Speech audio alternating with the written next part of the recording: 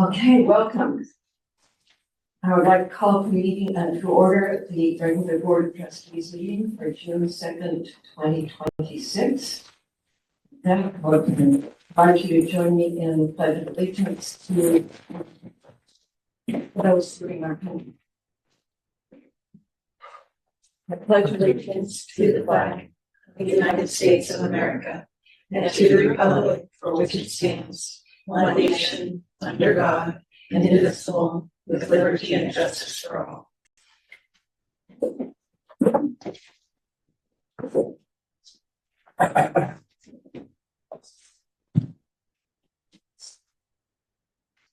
I would like to share our land acknowledgement. We acknowledge that College of the Redwoods is located on the unceded territory of the Wiyot, Hupa, Karuk, Kaho, Talawa, Wailaki, and Yurok people, where they have resided from time immemorial. We encourage all to gain a deeper understanding of their history and thriving culture.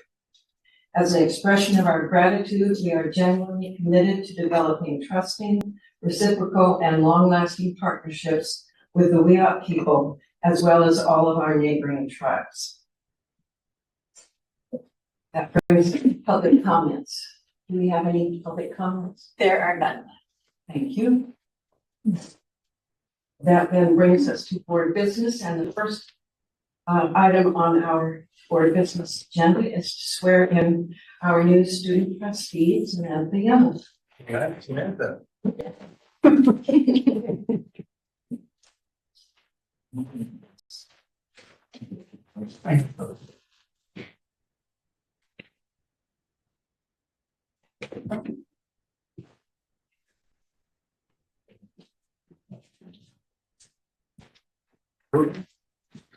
Quite a temple. The right one.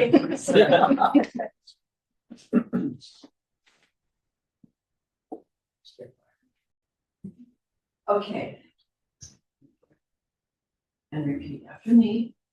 I, Samantha Young, do solemnly swear I, Samantha Young, do solemnly swear that I will support and defend the Constitution of the United States that I will support and defend the Constitution of the United States and the Constitution of the State of California against all enemies, foreign and domestic. against the Constitution of Constitution the State of California of the State of California, against all enemies, foreign and domestic. against all enemies, That I will bear true faith and allegiance to the Constitution of the United States I will bear true faith and allegiance to the Constitution of the United States and the Constitution of the State of California. and the state according to the Constitution of the State of That I take this obligation freely, without mental reservation, California. I take this obligation freely and without mental reservation for purpose of evasion, or reservation. and that I will well and truthfully faithfully discharge the duties upon which I am about to. Well and faithfully discharge The the duties duties on which I am I'm about about to. to.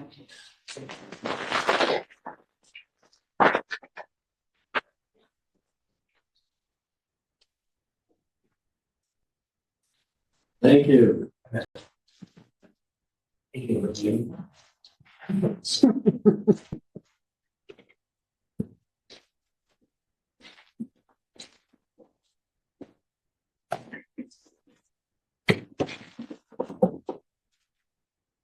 Okay, Samantha, welcome to the Board of Trustees.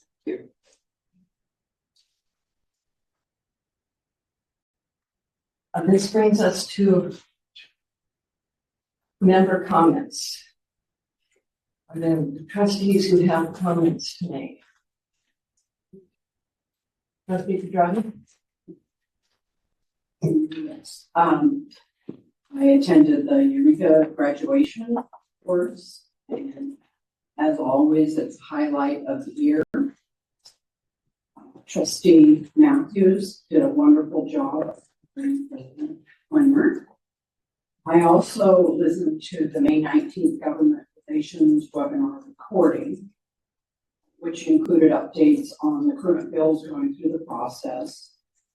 And the league asked for support from our district on AB 2301, AB 2694, and SB 960. They also covered the budget, of course, and a lot of that will be talked about in the meeting. So they talked about the pregnancy leave, and they want to make sure the language is correct. They also covered enrollment growth and the super COLA of 4.31, an increase of 438.3 million for community colleges. They're advocating for the strong workforce money and wondering whether the cuts had to do with federal funding. And most of this we'll talk about in the meeting today. That's it. Thank you. One else? Trustee Hagan?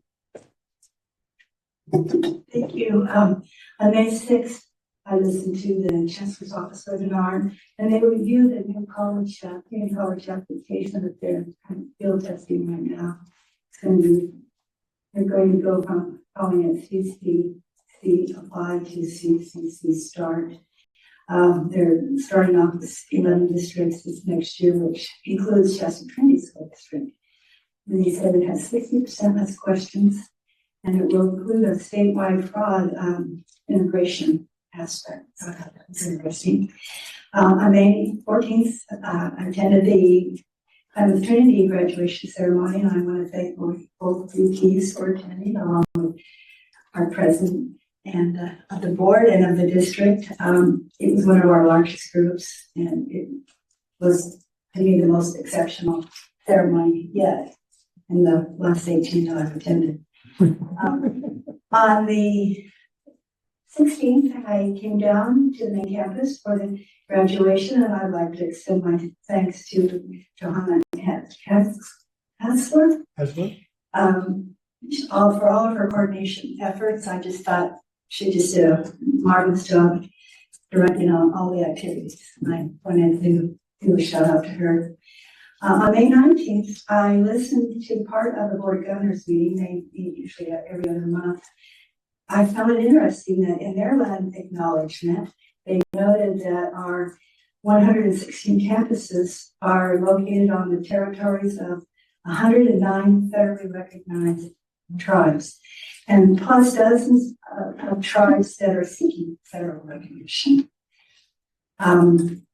Then I listened to their approval of rebuilding the nursing infrastructure grants, and I saw that not Plymouth Trinity, but Coffee Sugar Evidence was included for over $1.3 million on that list. So hooray for us and whoever submitted the grant. They also had an item towards the end of the meeting that's part of an ongoing AI education series. And they had invited Google's Director of Education, Steve Butucci, to give a presentation on how Google will be partnering with the Chancellor's Office to be providing training resources to build AI literacy. And tomorrow, if anybody wants to watch the Chancellor's Office webinar, they're going to be covering and having a presentation from the AI fellows that are in the various districts throughout the state. Later, I was able to listen to the GR webinar. It was on the same day as the Board of Governors meeting, but they always send us a recording, so I knew I could wait till the recording came, because Board of Governors takes about 2 months before you'll see their recording posted. And I think Trustee Brigatti covered it well, but I did want to mention that they talked about shortfalls that we still need to be concerned about. And even though the governor has found some extra money, he basically is borrowing it from some other account to make up for the shortfalls. And it all has something to do with proposition money and the ceiling and the floor, and it's also complicated. I'm so impressed that we have someone like Morrison who can understand how that all works. But yeah, it's a lot of juggling money around, but the bottom line is a shortfall, it's a deficit, and we need to be watching our reserves. And then finally, the discussion about the Super Cola was interesting too. I appreciated that information. Thanks. Anyone else? Trustee Holland? I attended the graduation. It was wonderful, as it always is. I also attended the foundation board meeting, which was on May 20th, I believe. And a couple of things to report on that. We have a new foundation board member. I'm very pleased to report. Her name is written down here. Jessica Mosher of FUPA. Her background includes being a graduate of CR in Humboldt State and more than 20 years of service at the Kamau, thank you, Medical Center. I should know these things. And also prior board service with the community. So we're really pleased to have her join the board. There have also been some governance changes on the board, I probably should mention. Don Olson had been president for some time, and he has stepped away from that position. And Jason Ramos is the new foundation board president. And also Lupe's last name is Gutierrez. what is it? Gutierrez. Thank you. She's now serving as the vice president of the foundation. And finally, just one quick note on a presentation that we had at our at the foundation board meeting, because it also involved our multicultural center here. We had this presentation by True North, which is a nonprofit group, and the Multicultural Education Center. Irene Gonzalez Herrera was the presenter, and they had received a joint innovation grant and really did an excellent job presenting how this grant is reaching out to some young people, high school age primarily, who just need a little, leg up, and they are providing that leg up, and they're just doing a marvelous job. So it was, it's always a good meeting, but there was a lot happening at this meeting, especially with the governance changes. So thank you. Jeff and Trustee Rice was there.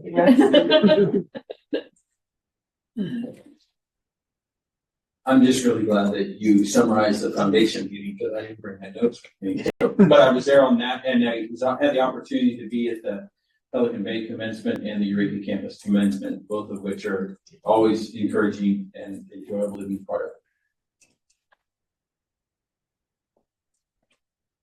of. Okay, well, I would like to report that on May 6th, I attended the Del Mar Strategic Action Panel meeting on the Del Mar campus. It's the community support group to the college. President Flamer was there. And in all of that discussion, he underscored the board's and the administration's commitment to the Del Mar Center, and agreed to work on a plan to support a low enrollment campus courses that are valued or need to be working on that. On May 8th, I attended the Families in the Future celebration on the Del Mar campus, which recognized graduating trio students, and foundation executive director Whale came and presented scholarships to a number of the students, which I really appreciate. It's so important to give those scholarship awards to Del Mar students back on the campus in front of other students.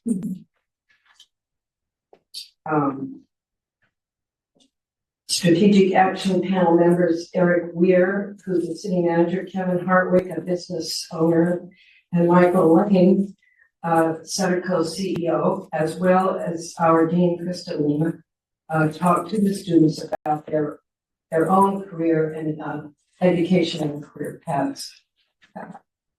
On May 14th to 19th, I did get to attend all 4 graduation ceremonies. I'm so glad I got to do that. So they were all wonderful. On May 19th, I listened to the government relations webinar, which you heard about.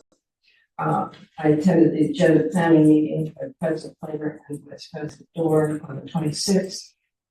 And last, I want to mention that on May 30th, I attended the memorial service for Michael Young, a longtime Crescent City resident, engineer, missionary, and local government office holder. And I mention this because as a member of the Del Norte Healthcare District Board of Directors, he was really instrumental in that board's support of funding the college's new healthcare program's curriculum development and in the board's decision to commit $1 million to equip the new healthcare training center lab. And he passed away just very recently. So I want to acknowledge that. Okay, we move on to 3.4, and 3.3, board committee reports. Are there any board committee reports? We're later on the agenda. You might want to say that. Oh, thank you. So, the ad hoc committee met a little bit ago, and we will be reporting, for the board self-evaluation, and we'll be reporting in a few items. Okay, thank you. Yes, that's me, Vice President. So I'd like to report on the presidential search process, which involves my amazing co-chair, Dr. Mullery, and then the team, which is acting Vice President of Human Resources, Jose, and our consultant, Will. We've been really busy this month, and so I'd like to start off with that the applicant review committee met for the last time, and it was really a fantastic meeting. Their task was to review the applicants, not to rank them, but to somewhat rate them. They did really, as I said last time, the heavy lifting for the college community. It was an amazing meeting. It was very open, interactive. People really said what was on their mind. And it really gave me a feel for how dedicated this campus, this college community is. That everybody was on track, and we had just, for me, it was a great meeting. I actually learned a whole lot of different things, and so that was really fun. So at that point in time, Dr. Mullery and I thanked them and said goodbye. The next week, the interview committee was convened. And so we introduced each other. They had to do the training that the board is going to do shortly. And we just went over what the process was. They were given the applicants unranked and the way to see the resumes, etc. But they really were somewhat instructed to do look at what the previous committee had done, because the previous committee had done all the work.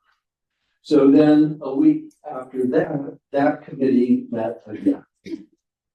And that's when we held another really robust meeting about who the committee was going to interview. And at that point in time, there was no direction on how many. It was completely the task of the committee to discuss it. And again, it gave me an incredible appreciation for this college.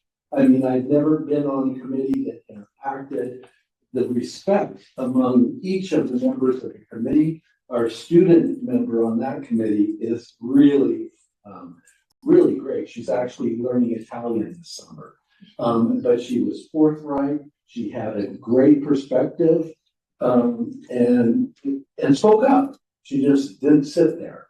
And so that was great. So at the end of that, the committee selected who we are going to interview in 2 weeks for the first round. At the end of that process of those days or day of interviews, which are held over Zoom, not in person, the committee will send the candidates to the board to consider for the final interviews.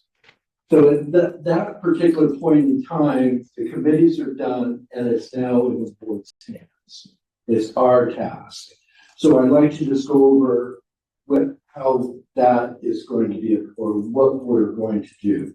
At the July meeting, closed session is going to begin at noon.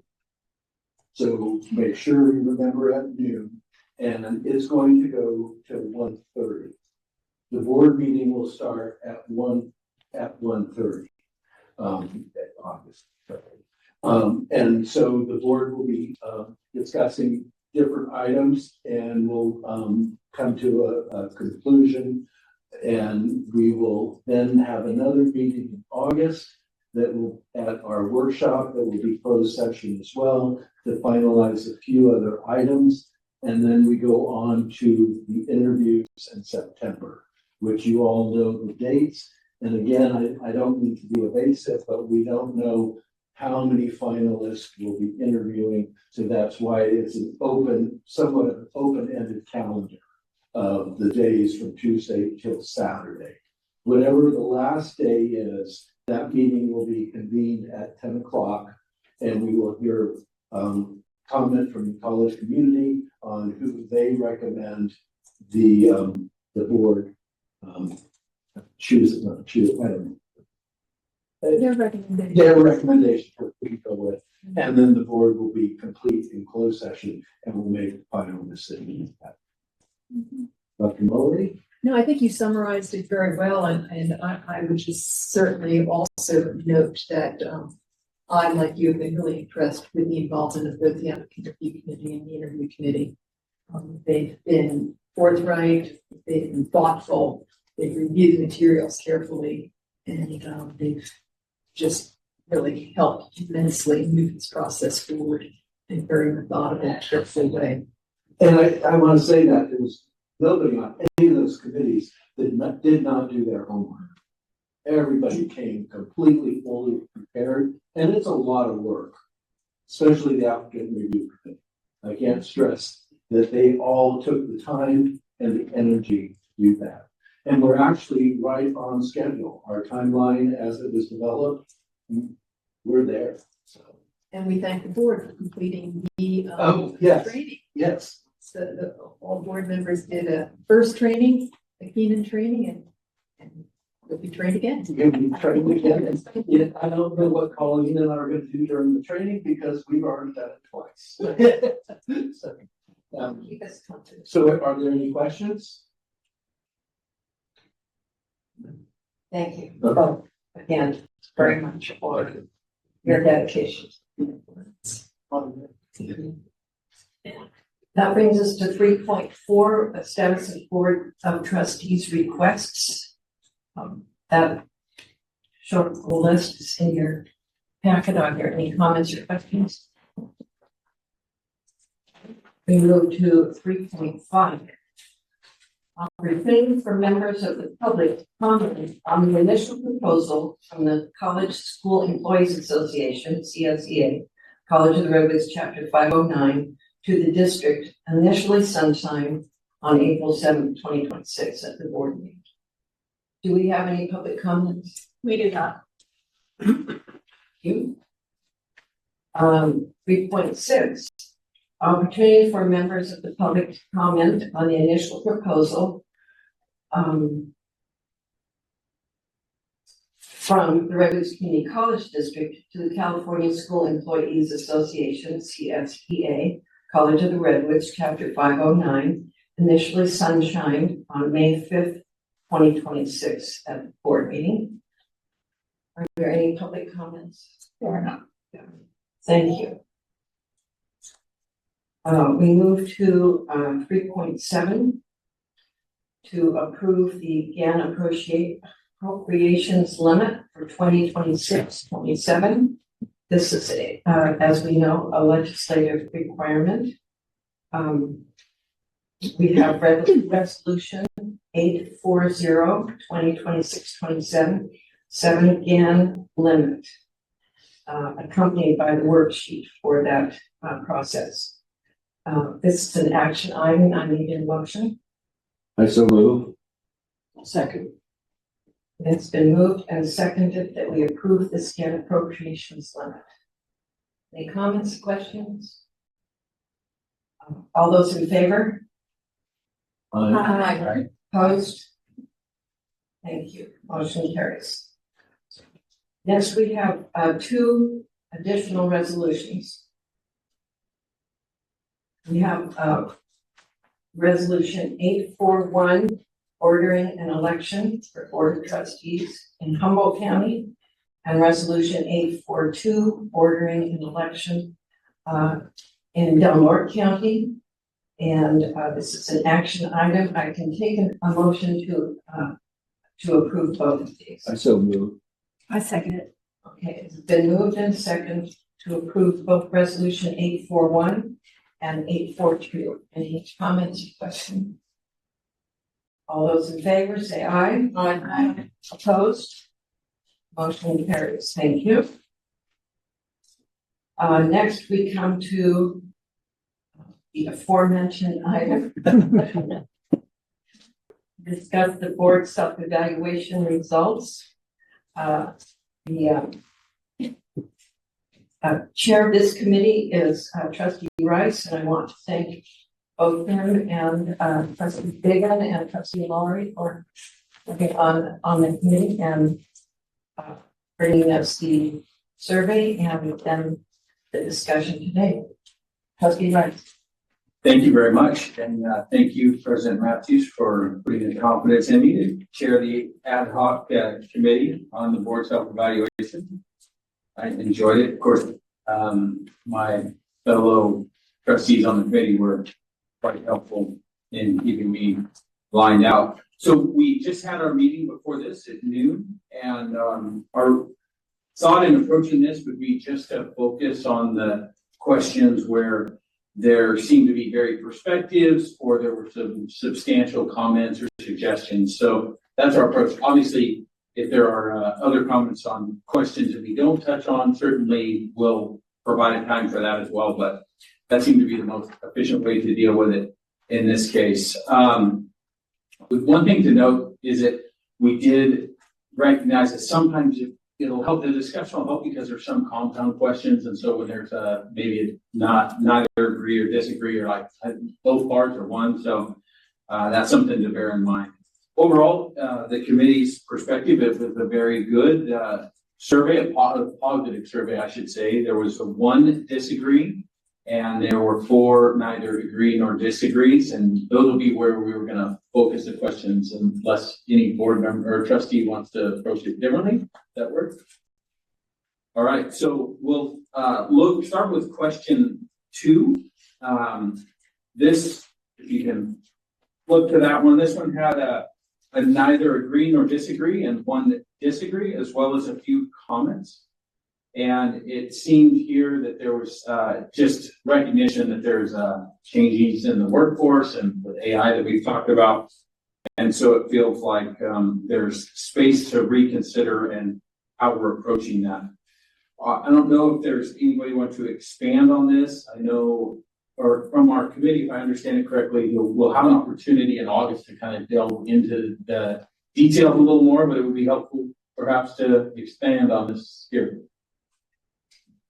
So I'm pretty sure I was the last comment. If not, I would have written that. We have spent a great time over the years on this subject at various workshops, and we've never seemed to be able to pull it through.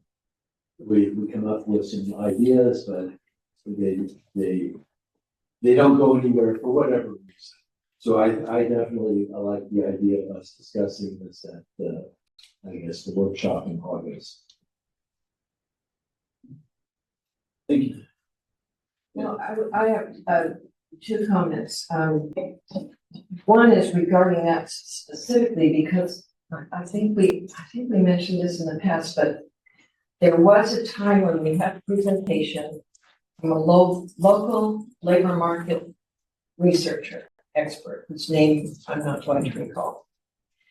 I don't know that he's doing the same thing, but that kind of just direct information about the current status here in the community, unfilled needs, and employer requests with actual numbers in different fields we could consider finding somebody to make that kind of presentation again. It's been several years. The other comment I had was, and certainly that could touch on AI, but I agree about that we need to continue and have more discussion about AI, more education about it. For those of us who have tried a little bit using it, but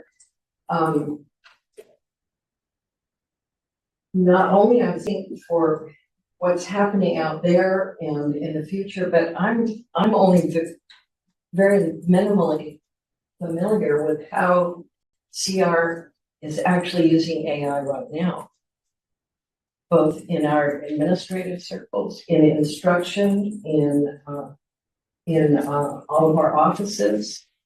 I haven't tried yet to summarize my member comments. But seriously, I think I would really like to know our state of being right now regarding AI, and as well as where do we see that going. Relevant to task force, I know a lot of work is being done on this. I know a lot of faculty are working on it in terms of instruction and student use. But I think we need to know more what's happening right now. I just wanted to say your labor person sounded really good, but I think also somebody for Del Norte County as well. Right. Yeah, besides Humboldt, or whether they do both, but I think we're really for Del Norte. Yeah. Yeah. Trustee Pedroni. I also wondered about the AI, like how widely it's used, and like if there's limits for the students and how the faculty's addressing that. So I think that's a good observation. And I assume at some point, as the task force moved into the two groups working on that Yes. we can hear from them. Yes. Yes. Okay.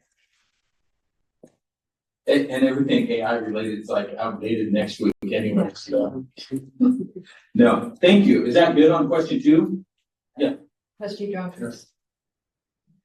I think that one of the things that stood out to me on this question was the part about the word being knowledgeable about these things. I think sometimes we're informed. I don't know that we're knowledgeable, that we have the context. So for instance, around workforce training needs and future educational opportunities, we know a bunch of healthcare tracks are being added, and I'm in 100% support of that. But I don't necessarily know why those and what that means and how that fits into the broader healthcare situation that we find ourselves in this community. So to me, it's about having more time to really dig into some of those things that, you know, we support, more informed, but would also like more information to be able to share with the community. Thank you. Any other comments on 2? The next question that we identified is question 6, where there was a comment, and as well as, and then I think this relates a little bit to question 11. Both of these sort of go to the Board of Trustees interacting with the community. So we can talk about question 6 and the comment. It was, everybody strongly agreed, but there was a comment that we could do better on this sometimes. And so we wanted to raise that to see if there was any discussion. My initial comment, thinking about it when I read the comments, was that the question was about the board supporting district events and projects. And some of the comment was about being unsure about role in public. So there's a difference between coming to an event on a campus or some event that's being sponsored by the college and going to a Rotary meeting or some other community group meeting, and what then is your role in representing the college there? And are you supposed to be running around all of them? What is that? So I think we can consider that more. We be sure that trustees are clear. I think we know that we only speak for the college in terms of actions taken at the board and all information that's already public. But that could be clarified for board members, and we have new board members. We'll have another new board member, so that would be good. Yes. So the comment was mine, the first one. Oh. It was located to do that, but you know, and I didn't quite dial down to just district events. You know, but that was when I asked Keith about the going to the mixer and then Berlin.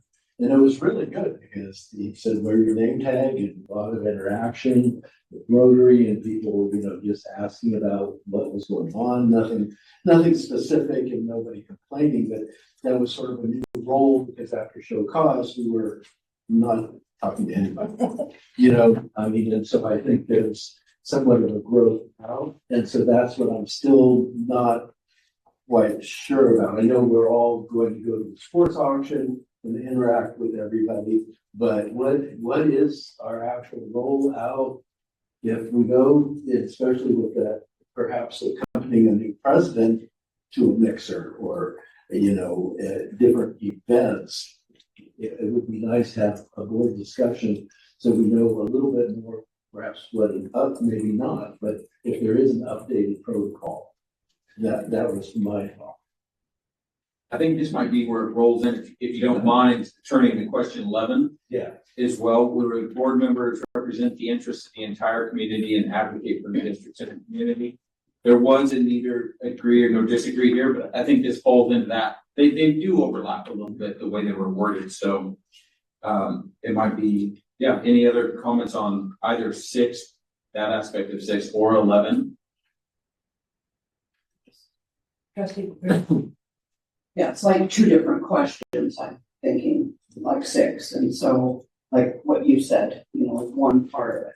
But I think the board does support district events. I mean, we have, you know, trustee Biggin up in KT that goes to a lot. Trustee Matthews and Del Nord going to events, and the rest of us here. So I think that we try to, you know, go to as many events and be present. So I feel like we're strong that way. It's just the other part is like, what is our role? You know, we're at different events, like you say, Rotary here. But I do feel like we do represent the district and support the district well.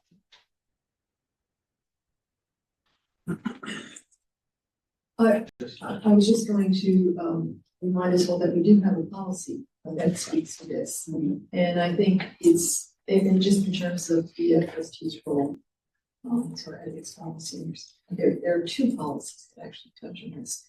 So I think from time to time it's good to review that. Because it speaks to the protocol. It can be confusing.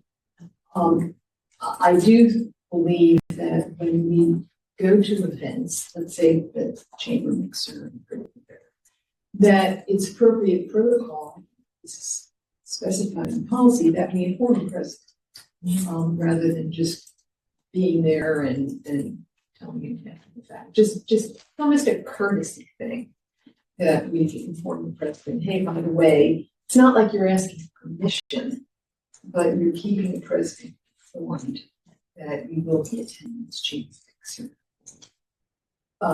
So whatever the event might be.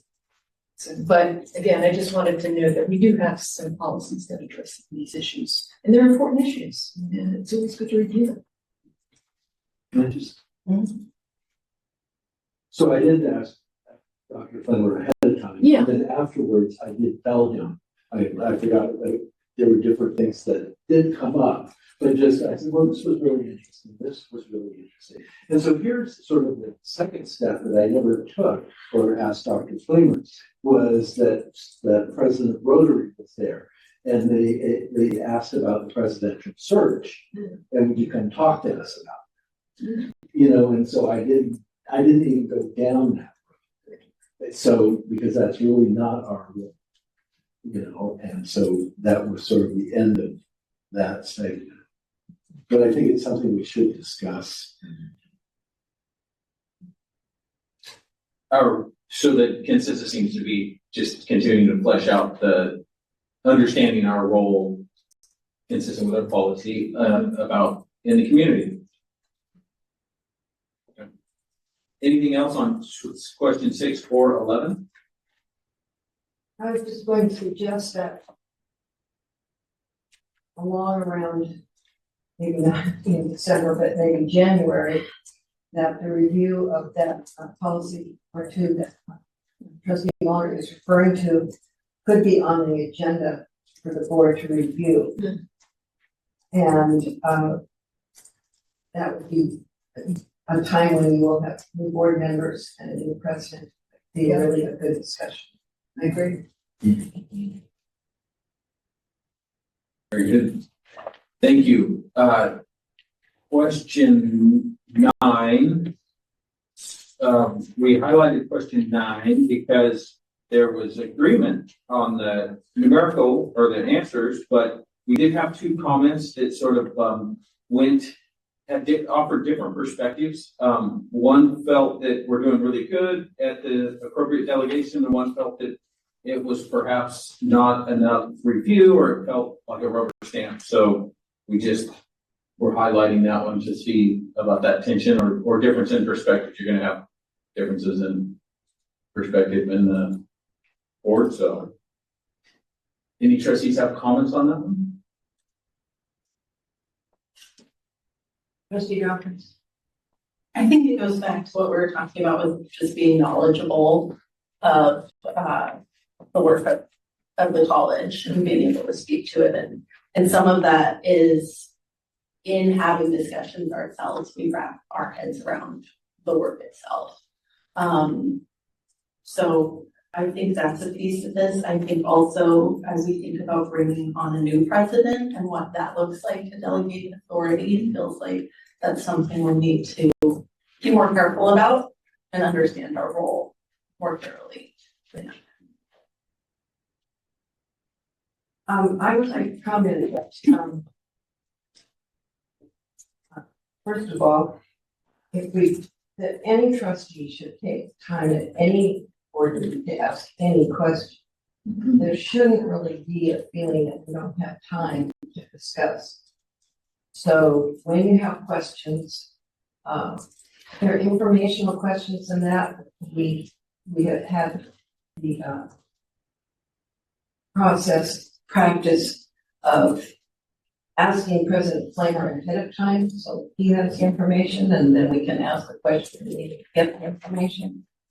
But we shouldn't have a feeling that we are rushed in terms of discussion or in terms of getting more information, either in communication with the president or board meeting or in the board meeting.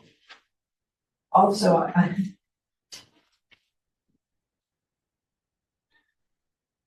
I have come to appreciate over years on the board how important the board's actions and support are.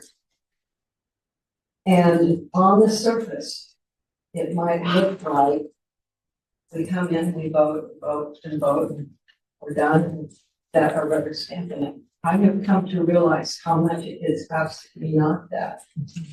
That we have information that we're responsible for being up on in the board packets, have access to information. The role of the board in supporting or differing or directing is critical to the college, it's critical to the administration, and it is critical to the community. And I think I have just come to appreciate over time how true that is and how important it is. So, that's my comment. Thank you. Oh, I was going to add to that comment that if it looks like the board is rubber stamping, It may be misleading only because we get such good weekly updates from the president's office. We get very thorough background information in our board agenda, and if we don't feel we have enough information, I always feel very comfortable in sending an email to the president and asking for more clarification. And so then I don't end up don't bring those questions to the regular board meeting because I've already had an opportunity to ask those ahead of time. And I appreciate the fact that when we do ask those questions ahead of time, the president will share that information with the rest of the trustees. So that if you had a similar question, you might not have to contact their office or ask at the public meeting that question. So some of the homework that we do behind the scenes is very important to our actions that we take at the public meeting, but it may be also misleading that we're rubber stamping. So I want to make that observation.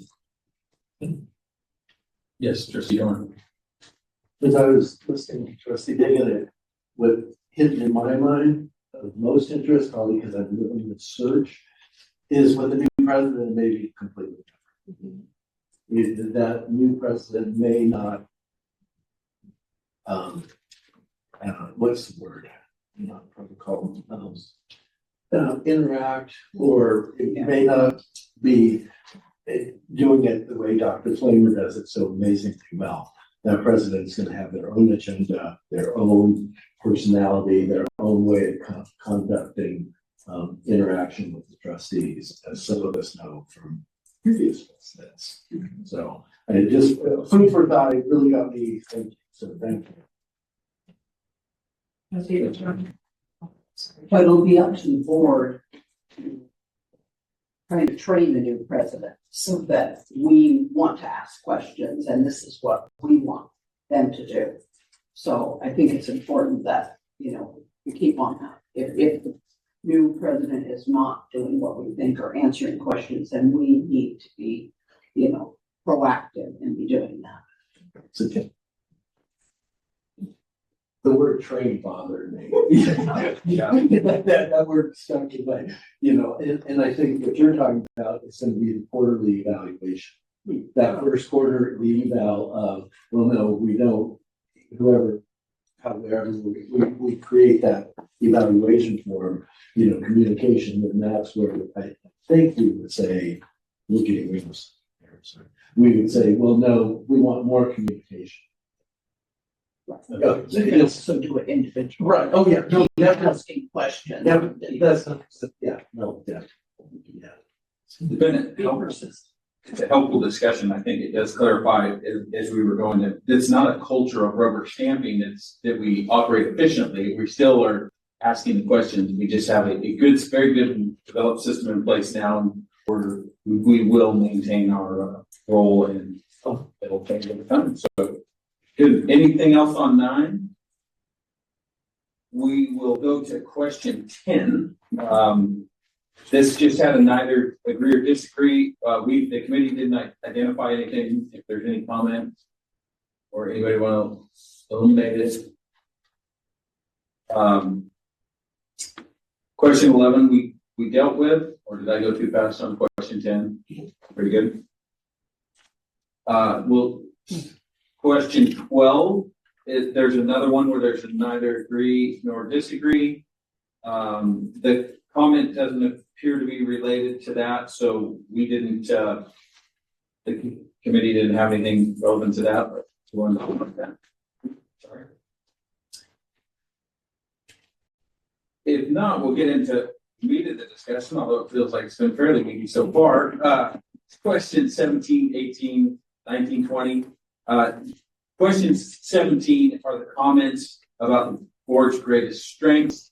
I don't know that do we want to expand, pat ourselves on the back there, or they seem good. And the primary accomplishments were a lot about the presidential search process, which is very important, and then financial and Measure I funds seem to summarize the primary accomplishments. Does anybody want to expand or comment further on that? So 19, board improvement.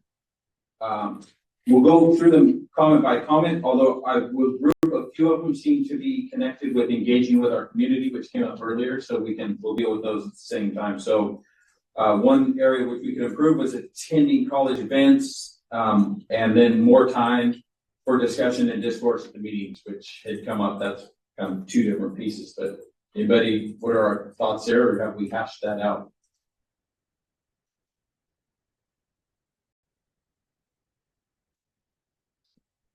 Hashed it out. All right. So the second comment, I believe the board can always strive to engage with the community more by providing information about CR in the community and bringing the community's perspective back to CR.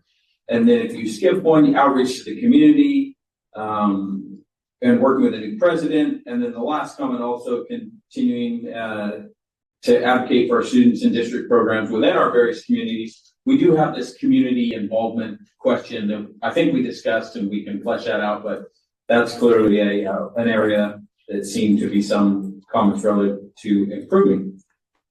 Anything specific to those, or? We did. I like the word ambassador. Ambassador?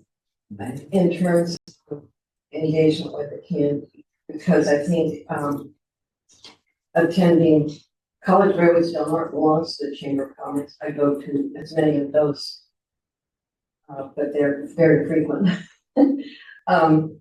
Identifying yourself, talking about the college, what's going on, rodeo is going to be here, fair, or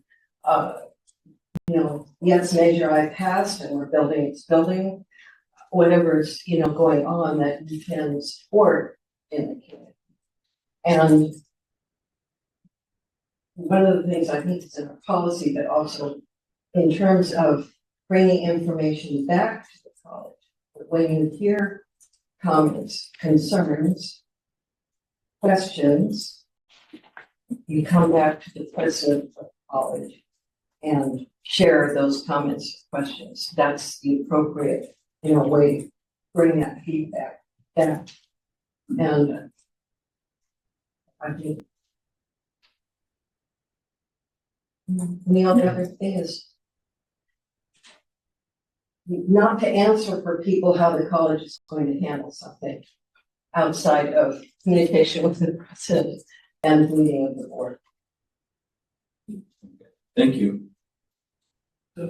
Yeah.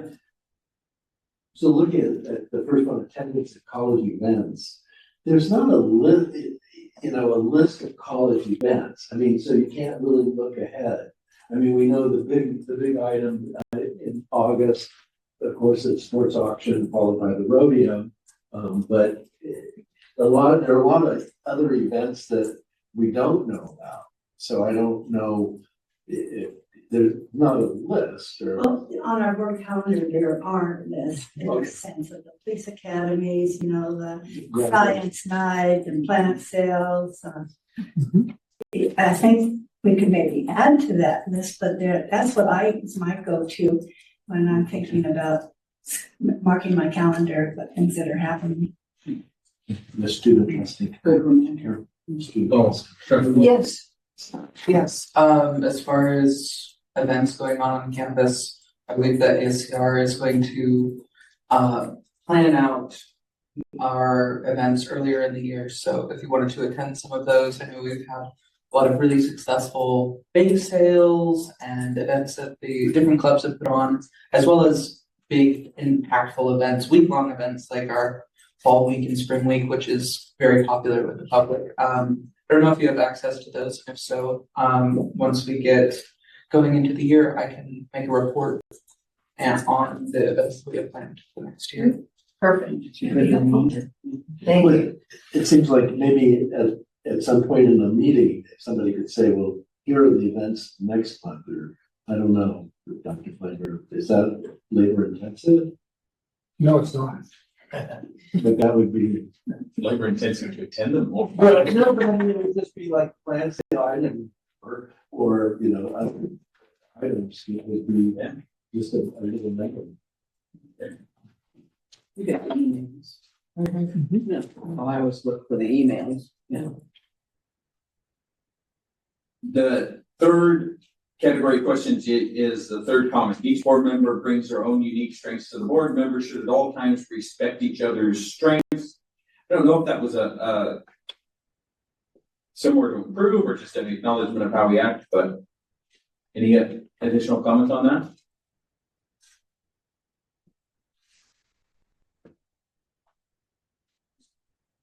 The fourth comment is to be laser focused on financials and enrollment. I should say it's the fourth category, not the fourth one listed, but.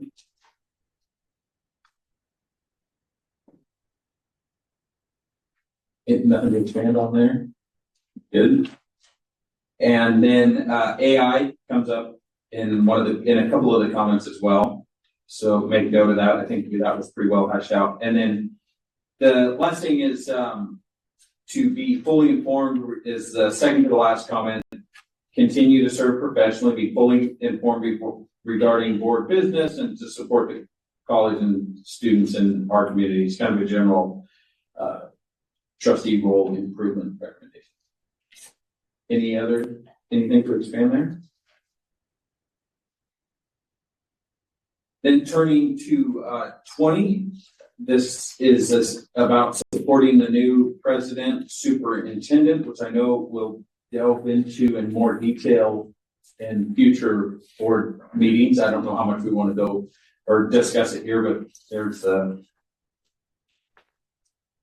several comments. How do you want to approach this one?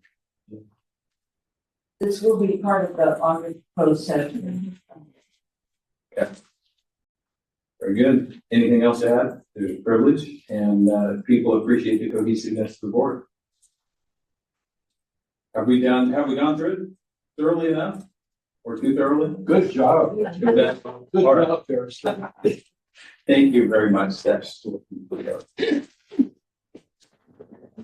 Okay, thank you to the committee, trustee Rice, for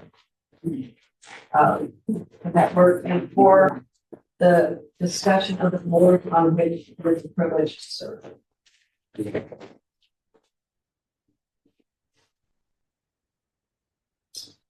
That brings us to 3.10, approved student trustee travel to the CCLC student trustee workshop, August 14th to 16th, in San Francisco. This is an action item. It's been well moved and seconded. There's some discussion. All those in favor, please say aye. Aye. Opposed? Motion carried.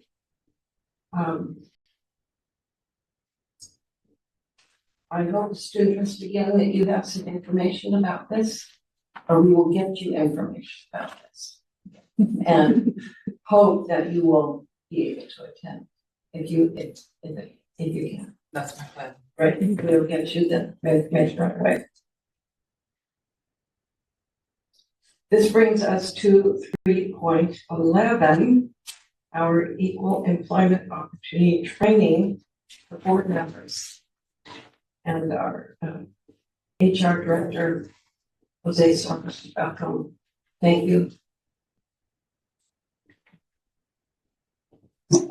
Afternoon, thank you for having us. I hope this is the most exciting part of our board meeting today.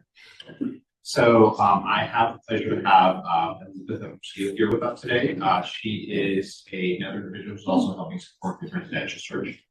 And you guys had the pleasure to meet Nita Martinez last month. Okay. I'd like to thank the board for completing the Keenan training part 1, right? And I'd also like to thank the board for completing your confidentiality statement and your conflict of interest. Right. So the purpose of this is intended to provide an overview of the equal opportunity expectations in legal framework that guides the participation through recruitments. Okay. The purpose is not to provide a exhaustive legal training. Most of you have, all of you have gone through that already, right? So this is just intended to be a brief overview, just key takeaways of everything that that was covered during Keenan and our local policies involving our EEO fund. Okay. The training overview is really going to be confidentiality, the conflict of interest, federal, California non-discriminatory laws, right? Our local districts, equal employment plan, right? And our policies and just reminders regarding confidentiality, consistent and job related criteria. Okay, now this slide is a handful or mouthful, I should say, right? Really what we're looking at this is that the key takeaways from this is the recruitment process for any recruitments to remain confidential during and after the process. Right? So this information is intended to remain confidential after the recruitment is wrapped up. Okay. In addition to that, for the conflict of interest, if there's any conflict of interest with any of the applicants we have, we ask that that information is provided to us as soon as possible. The sooner we can look at that, it's the better. We will review information regarding conflict of interest if that comes forward. And we'll just be looking at some questions and the relationship regarding the applicant's safety. Then part of the confidentiality is remembering that if you're ever approached by a candidate or any person of the community regarding any recruitment process, you can always address them back to human resources or a consultant. And also any notes that you are taking or score sheets or rating criteria that you might use for screening and each candidate, that does become a part of the file, the recruitment file that comes back to human resources. Okay. I also like to share that those notes can become public, right? So if there is anything regarding those notes or some sort of conflict within that recruitment, that information may become public. So just make sure that everybody's aware that during that recruitment process or any recruitment process, the notes that each committee member takes can become public. So keeping that in mind as we are taking those in these recruitments is essential. And we want to make sure that when we are reviewing the candidates, that we're doing it impartially, and that we're doing so in remembering the federal and state laws that we have to apply. Okay. These are a few. These are going to be some of our heavy hitters for the federal laws, right? So we have the EEOC, right? And they are going to make sure that we're not discriminating against any job applicant due to race, color, religion, pregnancy, gender identity, sexual orientation, national origin, age, disability, and genetic information, right? So for the most part, that captures everything, right? But in addition to that, we also have civil rights, which will also be inclusive or an additional layer of protection for race, color, religion, sex, national origin. We have ADA, right? And that's going to be geared towards disability. We also have the Age Discrimination Employment Act, right? And this is going to be for anybody from 40 years or older. Okay. And then we also have other items in there that capture other areas of equity. Okay. I would also like to point out for this specific slide, we're happy to share this with everybody. EEOC did a great job regarding what questions to avoid during interviews. So that questions to avoid at the bottom is actually a link, and feel free to take a look at that. Okay. Now, in addition to federal laws, California is also a state that's very well known for non-discriminatory laws, right? Some of the things that are touched there is FECAS. Our California Code of Regulations, Title V, actually dictates a lot of what we do, right? We also have Prop 209, which passed in the 90s, that not only makes it prohibit the discrimination, but they also prohibit the preferential treatment based on race, sex, color, ethnicity, or national origin. In addition to that, we also have California Ed Code that defines what equal employment opportunity means that all qualified individuals have full and fair opportunity to compete for hiring and promotion and fully enjoy the benefits of employment by community college district, right? So these are some of the guidelines that we're required to follow from federal and state governments. So next we have information from our Equal Employment Opportunity Plan, which was board approved in April 2026. Some of the things that we want to remember from our Equal Employment Opportunity Plan, specifically going back to the recruitment process, is what's listed there on the screen behind you, but also what the district requirements are, any policy statements, how the complaint process works, any notices that we provide to community organizations, that way they know, especially when we're recruiting for positions, they're notified, so that way they can forward those applicants our way for them to apply that way as well. So it provides, the Equal Opportunity Plan provides a broader structure of how the district should be supporting the equal opportunity. Okay. In addition to that, our EEO plan also covers how we remain compliant with federal and state laws as well. So they provide a framework on how the district follows that and what steps we take in order to make that happen. And how Jose was talking about earlier on with 209, we want to make sure that we're supporting fair access and equal opportunity without any quotas and any preferential treatment for any candidate or And then in addition to that, we have referenced board policy 7100, right? Our commitment to diversity. So this is a board policy that we're all aware of with 7100. This is the district is committed to equal employment opportunities, right? This is in addition to our EEO plan, in addition to federal and state law. This is some of the guiding principles we are using for our equal employment opportunity. Okay. So for the purpose of this recruitment, and this is going to be specific to board policy 2435, which is superintendent selection. Right, and I just want to provide you a visual of where we're currently at, right? So currently we are going to be initiating phase 4 initial interviews out of 7 phases. Okay. And lastly, we have our reminders. So again, maintaining confidentiality throughout and after the process is essential. Applying approved screening and interview criteria consistently across all candidates that are being interviewed, screened, whatever the stage is. We want to make sure that we're doing it consistently. Basic evaluations from job qualifications and evidence from the application and interview process. So we're considering information that is being provided during the interview process, which is going to be receiving the application, the resume, the reviewing the transcripts, any how the candidate answers questions during the interview. That's all information that we can consider. Avoid assumptions based on protected characteristics. We also want to make sure we are not looking at individuals physically and that we're only considering information from them. So anything that's going to be perceived from anything that we listed from the protected classes, we want to make sure that we're not bringing that into consideration when we are especially taking our notes and having a discussion as a committee. And lastly, do not use any protected class status or biases for any candidates selection.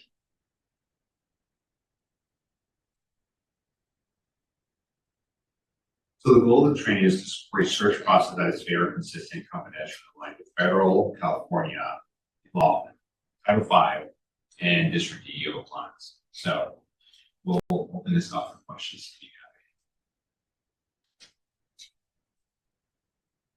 have Now, I would just like to comment that, as President Porter mentioned before, when he was asked about our process, and it was confidential. But I would point out that, that our policy is public information posted on our website. And it would be, I think, okay to say, go and look at the website at policy XXX, which will tell you what our process is. We're not discussing the process and where we are, what's happening, but that is public information about how we have organized selecting. Yes, ma'am. And I will also say that there are updates in our website regarding what the search process is, what stage we are in the search process, and what that steps are.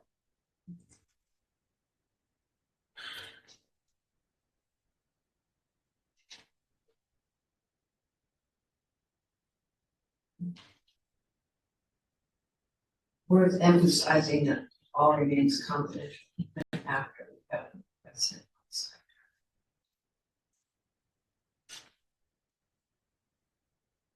Any other questions?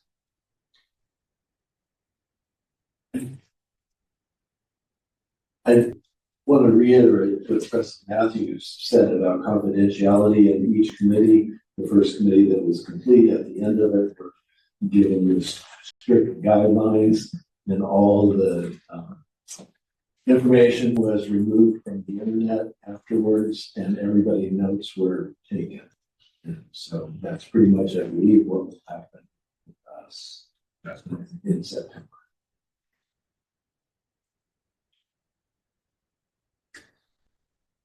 Anything further? Thank you, and thank you for the extensive hours and effort in assisting us with this. Thanks for your time. Yeah.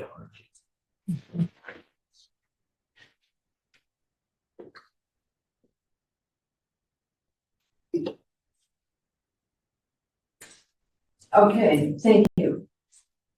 This brings us to item 4, our consent calendar. Any board member may remove an item from the consent calendar and place that in discussion. Items removed will be voted on separately.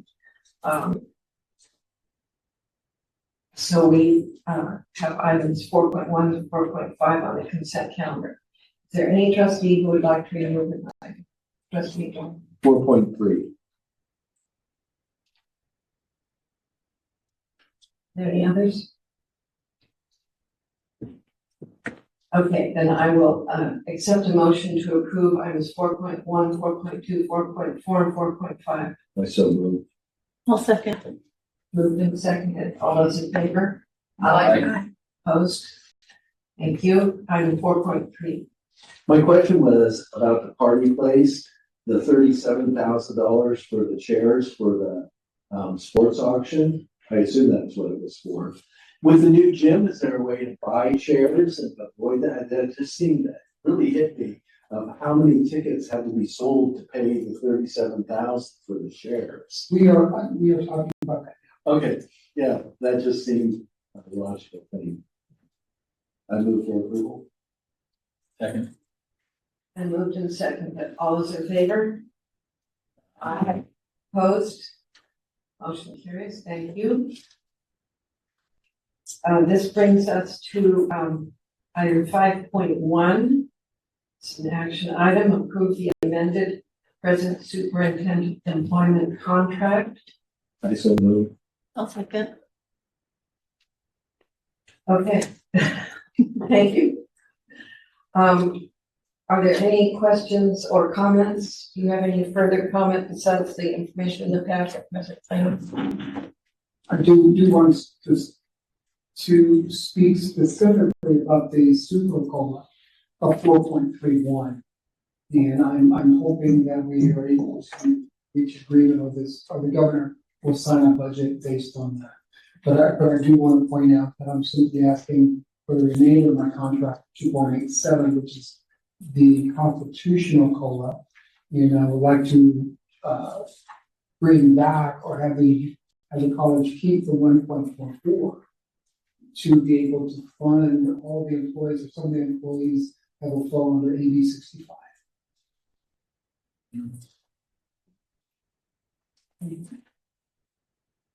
Trustee Martin.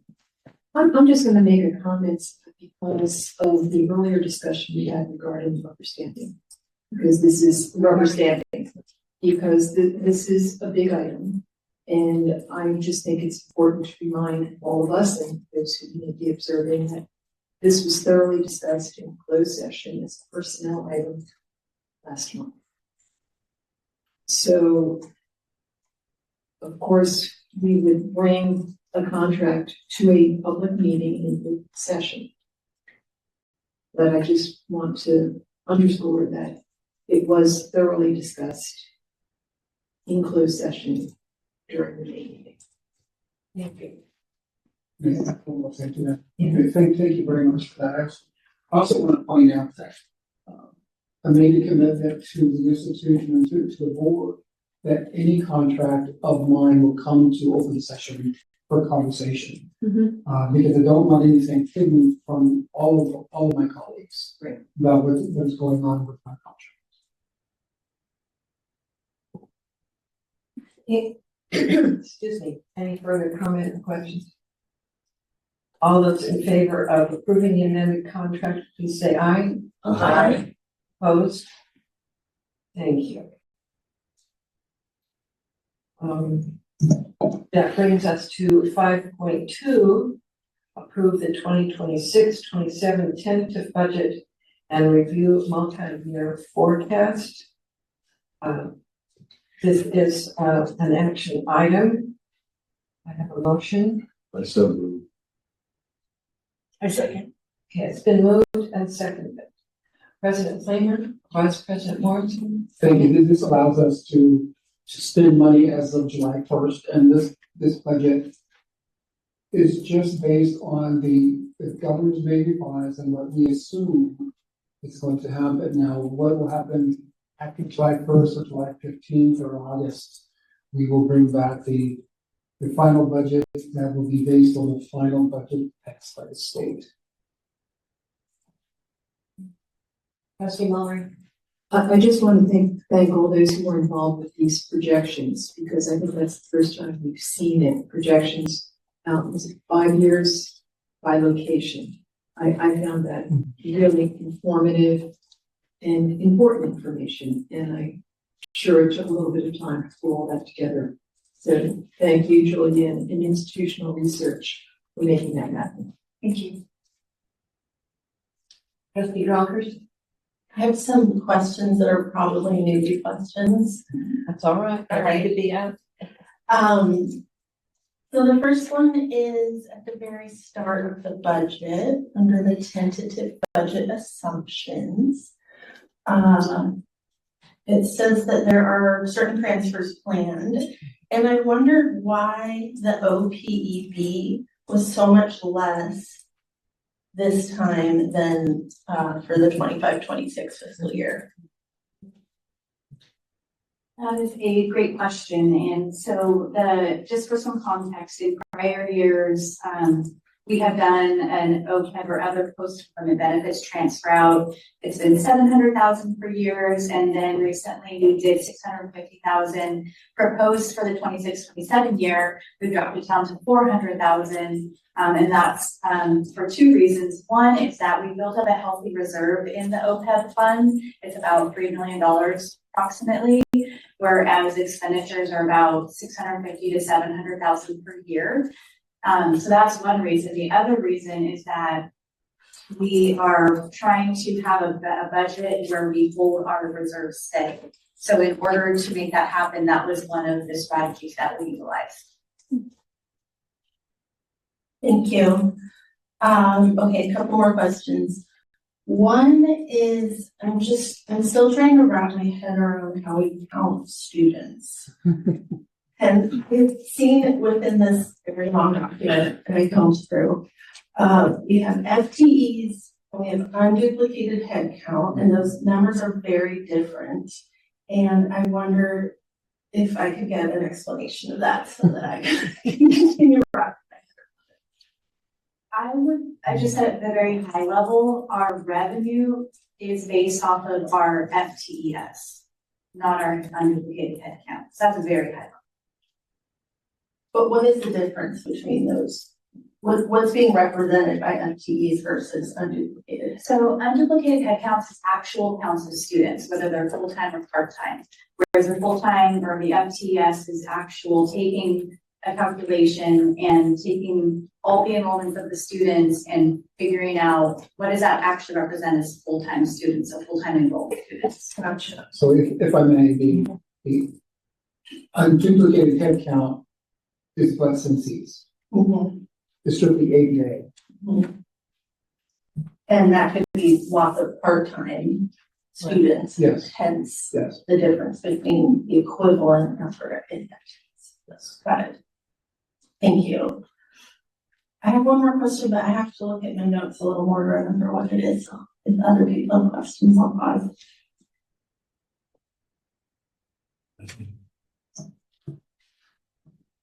So we're not gonna go through the budget like we usually do. Okay, so makes it, okay. So on page 16, the student farm. So the local sources of income, I mean, it went from 143 to 78 and then back up to 100 over the 3 years. What, I was just curious, was that from the local sources to sell produce or the money for Caltrans? It was like contracts. It's because the farm manager is doing a lot more on the farm. Okay, so, and it just went down this year for whatever and back up. Yes. That seems interesting. And what about the capital, Caltrans capital fund for equipment? Have we zeroed that out? Great. No, there is still a remaining balance, and I'm throwing out numbers really off the top of my head between 100 and 150,000. Yeah, I was thinking it couldn't be that much. And then on 18, the capital project fund. So I had a question, and this just goes back to some of the institutional knowledge, that there's nothing for salaries. So when the project manager comes to the board meeting and reports, there's nothing out of the bond money. It cannot. It can do, but we did that one time. Yeah, I know. It was wrong. Okay, no, I'm just asking. And, in the long-time forecast, unfortunately, I don't have the page number, of 26, 27, 27, 28, 28, 29, the federal money is 70,000 a year. Is that because of your narrative that just don't want to rely into the future on the feds? That seemed lower than what we've had in the past, or? We've ranged anything from $12,000 to probably around the 70 or even 100,000, maybe at the highest. But it's a very minimal piece of the unrestricted general fund, and it's very unreliable. So we've just kind of used 70,000 as a placeholder for the budget. Okay, that was, yeah, it just seemed a little low. And unfortunately, we can't. Oh, here it is. On page 3, the property taxes, that how they go down in 26, 27 by 500,000. It seemed like property taxes should be going up. So I was wondering, is there something else going on, or? No, nothing in particular. Again, we balance this between the actuals that get reported by the county and the estimates based on the state's projections. Okay, because they automatically go up 1 point something, so that's why I was trying to figure out how they went down 500. I think the 13.74 that you're seeing for the current budget for 25-26 is based off of the state's estimate. Okay. And what we try to do is mirror as much as it makes sense to what is provided in the enforcement reports from the chancellor's office, just for clarity and continuity. Right. And so at the end of the year, we will chew up that number. And then when we look at 26, 27, we're really trying to balance, well, can we really rely upon the state's estimate versus what we've been actually realizing trending wise over the years? Right, because when we get to the next report, it was property taxes are 11.6 basically. And so, and my last question really had to do similar with the headcount, what have you, and what it was the full-time students by location and Del Norte and the incarcerated. And it shows that 235 for Del Norte and 200 for incarcerated. So almost half the student population in Del Norte is incarcerated. Actually, significantly more in terms of FTS, yes. Right. I mean, I never put that piece together. The incarcerated program is really where the bread and butter is at Del Norte, so to speak. I'm not sure how you actually. Well, you don't have this respond to expensive. that stuff that- Yeah, it's almost 50-50. That's really an interesting Well, number. actually, it's not 50. Okay, well, But, as we spoke about before, I'll bring to the board a much more detailed explanation about FTS and budget for all our locations. okay, And if you notice that, I forgot which budget item, which line item that was, is we talked about, I think the board made a comment that they appreciated the FTS by location. And that was actually connected to our initiative to make sure that each site, that each community had their responsibilities for FTS growth by location. Right, and so this played right into looking at the district in a more accurate business model. So I will be able to bring you more detailed information later. But as we've all talked about, as I've been very clear with the district as well as with Del Norte, their growth is not going to come from teaching courses in FTS because they have been decreasing for a number of years. Their growth, quite frankly, is only going to come from prison, expanding our footprint in prison, but also taking a much more strategic look at the courses that we're offering in healthcare, dual enrollment, and career education. And so we have to really focus on that's where Del Norte is. But also we're putting some online courses in that Del Norte number to allow them to get that grandfathered number of 500 FTS. So that's been very clearly communicated. So, but I will have more detailed information in July. yeah, no, I just found it, I never knew that ratio. So I found that interesting. We live at that ratio on a daily basis. No, but I'm interested. Yeah, I understand. I appreciate it. But the Pelican Bay Scholars Program and the Del Norte Campus Program, online and in person, support each other. You don't get one without the other, either way. Trustee Bain?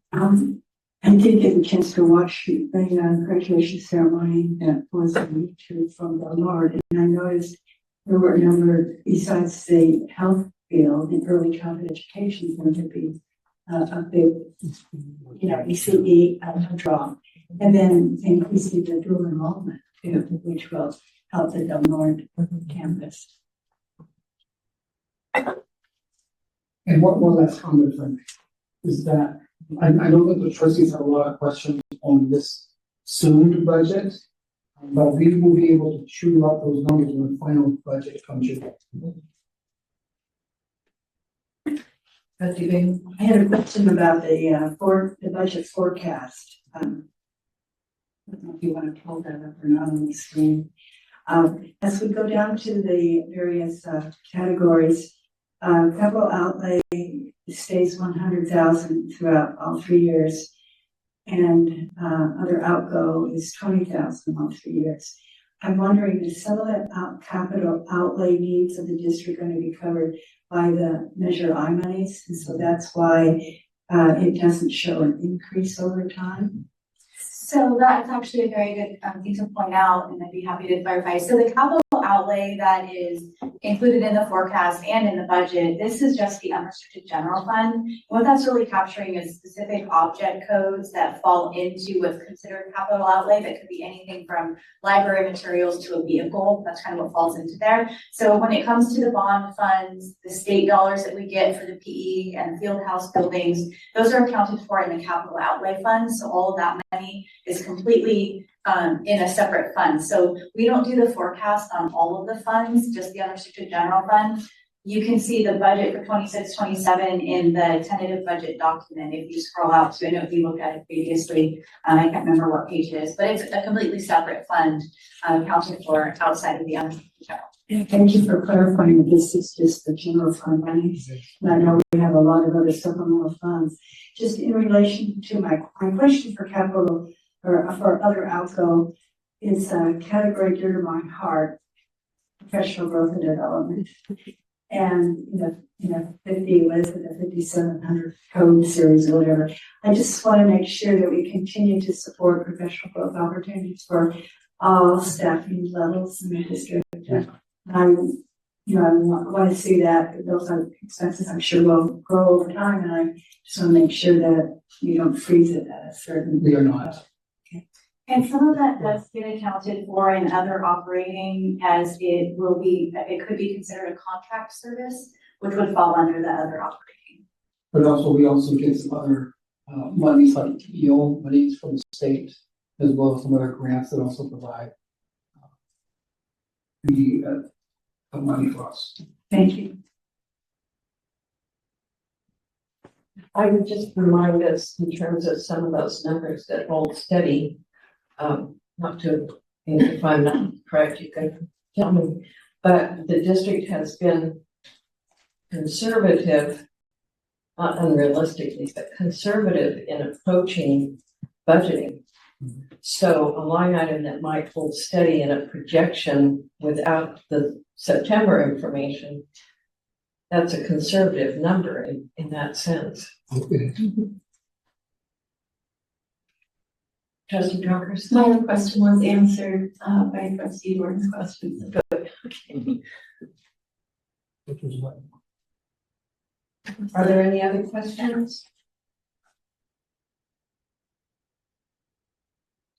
In that case,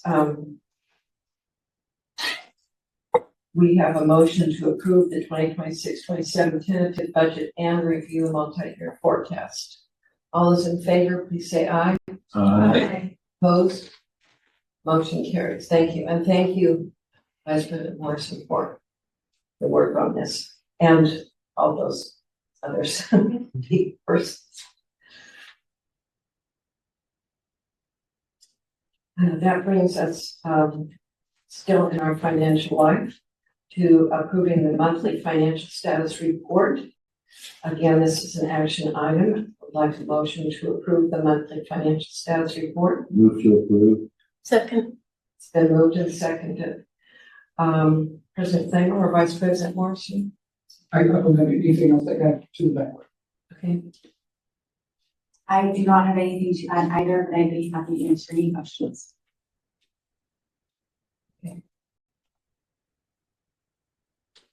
Go ahead. Excuse me. Yes. Well, actually, we can see here it's 150,000 this year for the feds. So, yeah, a good move. Do we expect to get any of that, or we don't know? I think that number is up higher than it should be. Yeah. It should be. That's what my comment about the 75 and the other budget, because I thought that was even high. And then I was just curious about the lottery. Do we think that that's going to come through, or is that just a sign of the times? No, we will be getting lottery. I do think it's just a matter of timing. Okay. Yeah, I'll just leave it at that unless you want me to expand. Okay, and then we can actually see with the property taxes, because this is through April, I mean, there's still a lot of money to be coming in, I would assume. Well, we get a big chunk about November, December, and then April, May, a little bit in June. So we're almost we're getting to the point where we're not gonna see a lot more coming in. Okay.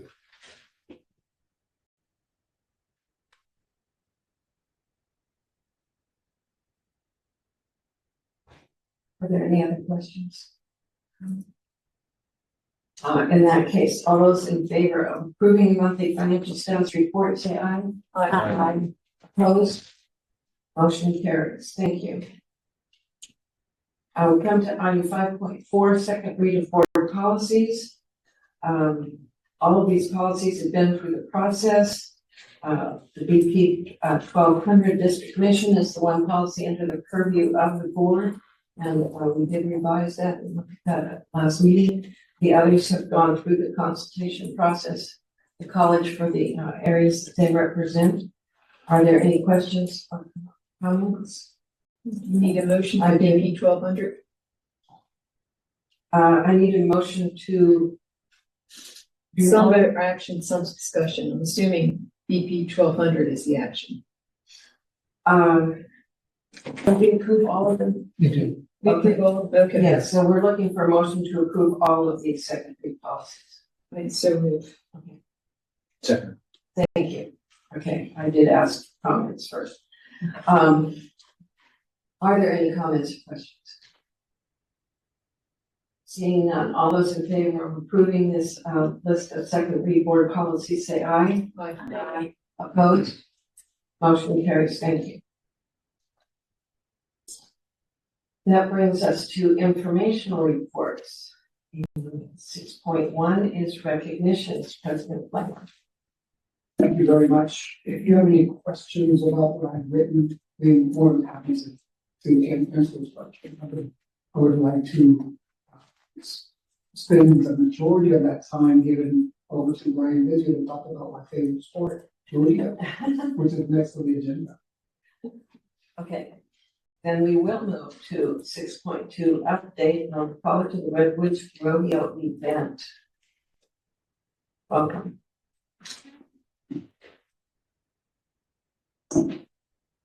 Thank you for allowing me to appear. You can verify this is Dr. Flamer's favorite sporting event that I'm aware of. So I'm happy to give you a brief update. I know I spoke in the previous session about this particular event.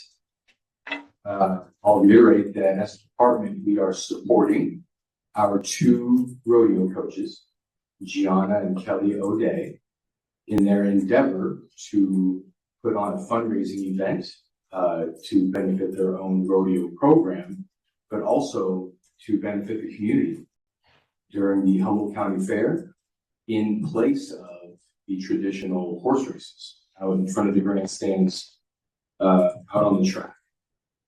This event is scheduled for August 15th, Saturday, at the Humboldt County Fairgrounds. This is a collaboration with the nonprofit Spirit of Ferndale, as well as the Humboldt County Fair Association. As you may know, we are using the Humboldt County Fairgrounds for practice grounds for our rodeo students. Two of our rodeo students, we are confirmed will be participating in the event, Mackenzie Frick and Cora Killeran, both local contestants. We are thrilled to announce that as of this moment, and I mean as of 1 o'clock, our coaches have secured $123,000 in donations to produce this event, which is a staggering sum of money. I'd like to just publicly commend them for their dedication, their vision, and their fundamental understanding of this community and the support that was out there for them to provide such a monumental experience with this rodeo that they are planning with our support, of course. As of 1 o'clock today, we have 50 participants who are committed from across the West region to participate. These are college rodeo enthusiasts from all across the West Coast. The events that will be part of the rodeo include bareback riding, saddle bronc, bull riding, steer wrestling, team roping, calf roping, breakaway roping, barrel racing, and of course my favorite, goat tying. Dr. Flamer's doing that one. No, Dr. Flavor did not. I also want to take a moment to thank our CR advisory committee members, the rodeo advisory team. These individuals make up members of our community who have been advising us from the inception of the program and are continuing to support our coaches in this endeavor. Billy Buchanan, Andy Westfall, Justin Mora, Jillian Santos, and our own Jerry Goodrow. The stock contractor for this event is Flying U Productions. They are the premier company for producing the largest pro rodeo events in America.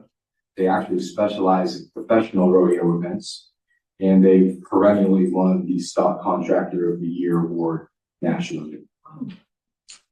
We also want to thank the Humboldt County Fairgrounds, the board of directors, for being open and so enthusiastic about this collaboration. We will continue to rely on their support as we move towards this incredible event in August.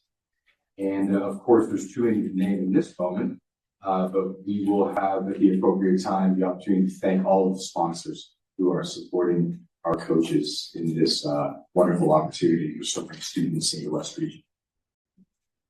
With that said, do you have any questions? Love to answer. I just think it's so exciting. I mean, the amount of money which just reflects community support for rodeo activity, NCR and NCR students. And it'd be a great event for the fair, backfilling the loss of horse racing. So that's a neat opportunity to see that it came together. And for the record, all trustees are invited to this event. We have our rodeo. You have your vote? It's also been confirmed that we've ordered 250 rodeo hats this morning, so we will have those hats available for everybody here, free of charge. Yeah, just a quick question when you mentioned the stock company. I have friends and relatives back east who are all excited about this too. Will this be televised or on YouTube or somewhere?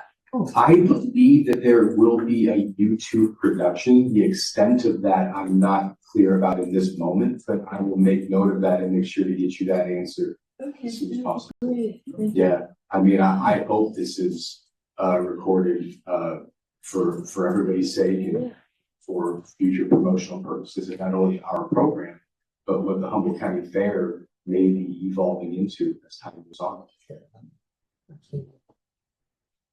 And I will say, as long as I've been on the board, I've never had so many people talk to me or comment or email me actually about this event.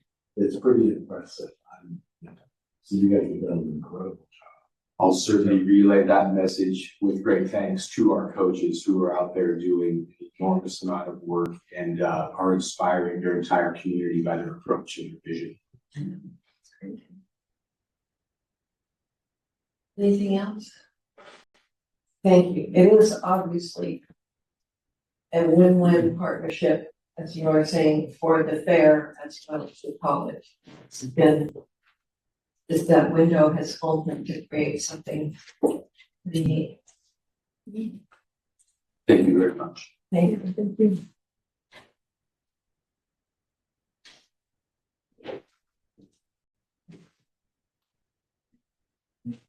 That brings us to 6.3, our revised integrated planning model and new vision for program review and assessment with Dr. Amy Moffett.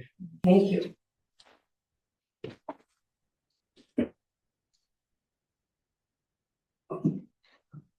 So I provided a narrative report and a diagram, and instead of just doing a PowerPoint, I thought I would just provide some comments. That's okay. So the College of the Redwoods Integrated Planning Model is a district-wide framework developed through the work of the Institutional Effectiveness Committee and shared with constituency groups, the CSEA, confidential staff, the Faculty Senate, and the Management Council. So the proposed revisions are intended to modernize and strengthen the college's planning, assessment, and resource allocation processes in response to institutional changes, evolving accreditation expectations, and the need for greater clarity and alignment across the district. The current integrated planning model has served the institution for many years. However, significant changes in recent years have highlighted the need for revision.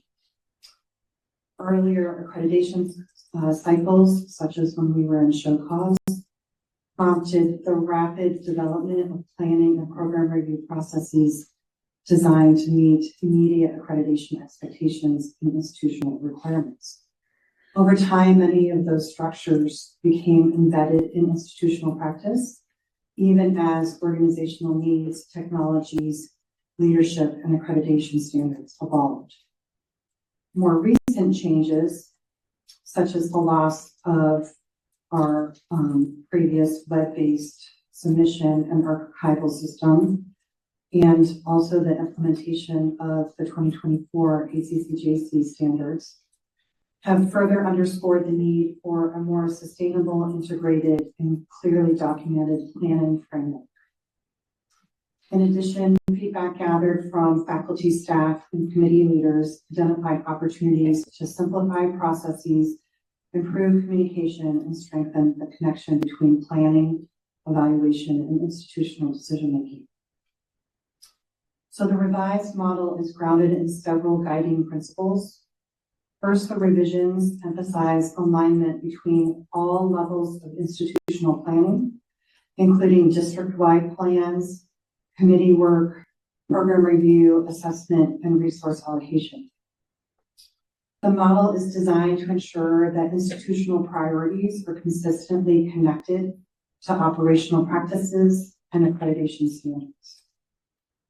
Second, the revisions prioritize accountability and transparency by clarifying roles, timelines, and expectations for departments and committees. Third, the model seeks to create a more usable and understandable process for all areas of the institution, including instruction, student services, administrative services, and all district operations. Finally, the revisions reinforce evidence-based decision-making by ensuring that planning and resource allocation are informed by assessment results, program review findings, and institutional data. The central feature of the revised integrated planning model is the redesign of the assessment and program review cycle. Under the proposed structure, all departments, disciplines, and operational units will complete an annual report during 4 years of a 5-year cycle. In the 5th year, or you could think of it as the 1st year, depending on how you look at it, units will complete a comprehensive program review report in place of the annual report. This structure is intended to create a more continuous and sustainable planning process while reducing the burden associated with infrequent large-scale reviews. The annual reports will focus on documenting progress towards goals established during that program review cycle, while the 5th year program review will provide a more comprehensive analysis of outcomes, planning priorities, and resource needs. The revised model also strengthens the integration of assessment into planning process. Through collaboration with all areas of the college, it became apparent that assessment processes needed to be better focused on each unique department or area. Our previous one-size-fits-all model was not producing the data and information necessary for authentic improvement. Each department or area will develop individual assessment plans as an output of the program review process and guide the department through the next cycle. Curriculum updates and review processes will likewise be incorporated into year 4 activities to ensure alignment between assessment findings, curriculum quality, and program planning. This structure is intended to improve the consistency and usefulness of assessment data while ensuring that instructional and operational improvements remain ongoing rather than episodic.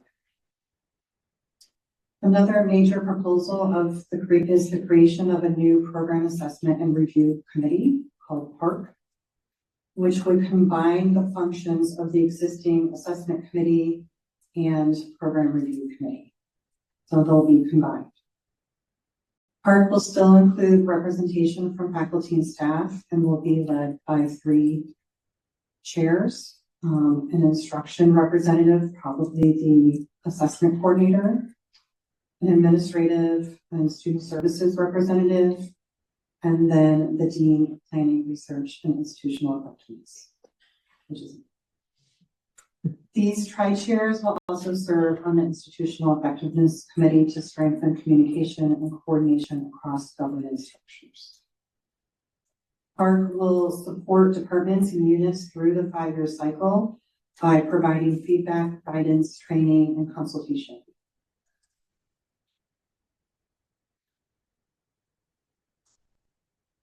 Park is also going to be hosting annual summit or training sessions focused on assessment, program review, and institutional effectiveness practices. In fact, we are hosting an outcomes lab for staff next week, focused on developing measurable operational outcomes aligned with institutional planning and effectiveness efforts. The session will provide training and collaborative working time for programs and departments to draft operational outcomes. So if you've heard a lot about student learning outcomes, we're focusing on the other side of that, on operational outcomes. The proposed revisions further strengthen district-wide planning by positioning district strategic plan as the overarching framework, connecting the education master plan, facilities master plan, and other institutional plans. Under the revised model, district-wide committees, including budget advisory, strategic enrollment management, student equity planning, technology planning, accessibility planning, and others, will continue to play essential roles in implementing institutional priorities and forming planning and resource allocation decisions. The revised framework emphasizes greater coordination among these committees to improve institutional alignment and reduce duplication of effort. We also recognize that additional work is needed to fully implement this revised integrated planning model. So over time, we will continue developing the materials, tools, training, and support resources needed to help faculty and staff participate effectively. This work will continue through collaboration among campus committees, leadership, and constituent groups as the revised model moves forward. The anticipated outcomes of the revised integrated planning model include increased transparency, stronger collaboration across institutional areas, clearer alignment between planning and resource allocation, improved accountability, and a greater sense of shared institutional purpose. The revisions are also intended to strengthen compliance with ACCJC standards and ensure that the institution maintains a culture of continuous improvement centered on student success and equitable outcomes.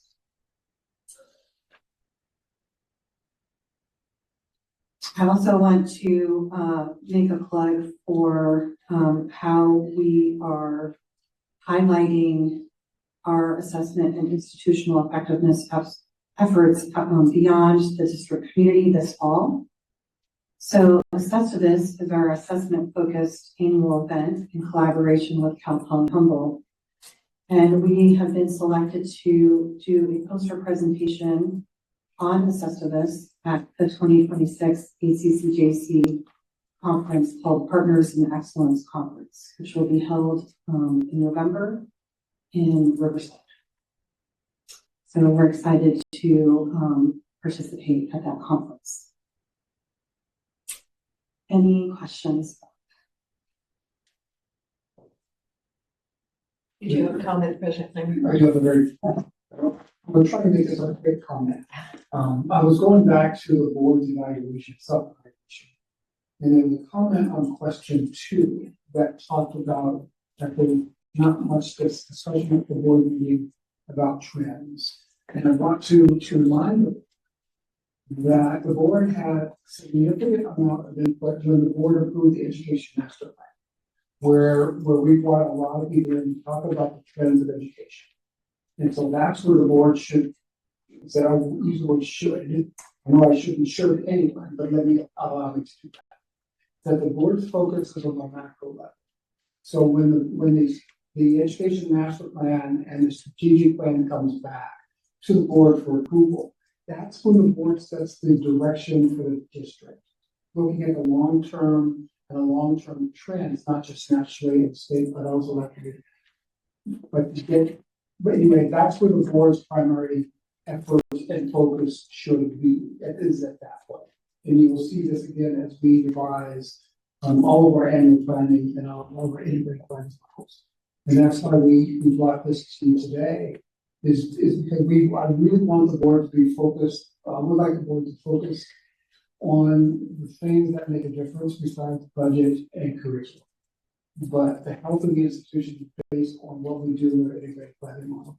Making sure that everyone has input and everyone actually makes changes and improvements based on assessment and program. Thank you. I would just, like to comment on what I see as a really challenging effort to put on paper and in a diagram how all of this works. Because I know that that's not easy to do. It's not easy to do. And beyond that, all the work that goes into the assessments and trying to, as you say, moving from the bottom up, so to speak, for all of your planning. And so I know a lot went into reimagining how to make this work better and truly use all of your assessment data to move forward. Good job. Right. There any other comment? I just wanted to say congratulations for being selected in the presentation for the ACCJ conference, because everybody's coming to that and looking to you guys for the shining stars that you are. Thank you. Thank you for that. Thank you. Okay. Thank you. I know you can. Thanks, Nicholas. So So we move to 6.4, the ACCJC annual report and annual fiscal report. Just if you have any questions.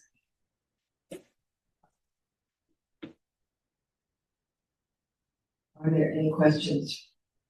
I don't have a question, but I just want to make an observation. It was so helpful to me to see the growth, kind of in numbers, reduce the numbers, the data you talk about, the driven decision-making, evidence-based decision-making. I mean, there's our evidence there, and it's just so nice to see it on the document. Any other comment? So when we think about information coming to the board, look at how much information is coming to the board. Just the last. Thank you very much. And enjoy the conference.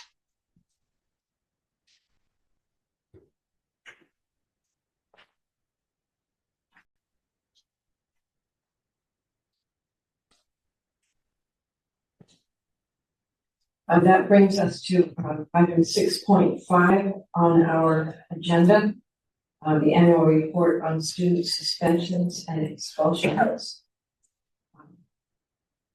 Thankfully, this is a brief report. Are there any comments or questions? Thank you.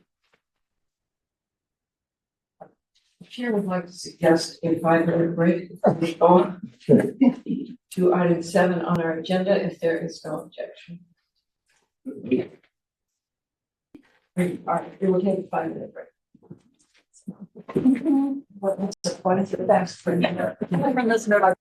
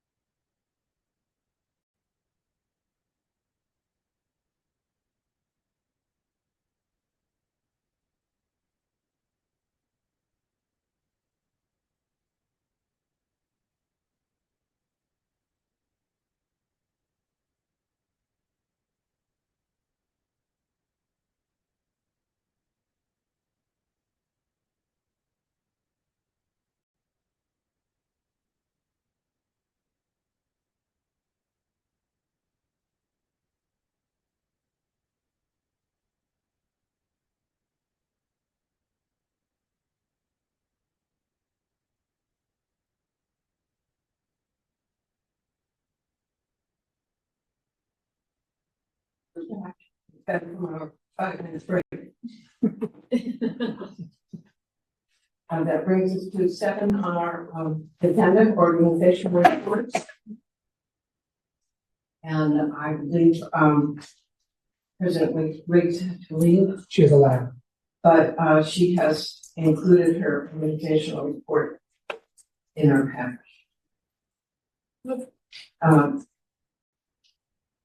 Our classified report, President Rachel Weinstein. In her stead, In her Vice stead. President Okay. Roberts. Okay, thank you. Thank you for having me. I do not have any additions, but I do want to say thank you to the Management Council for our lunch for CSCA week. Do you have any questions on the report?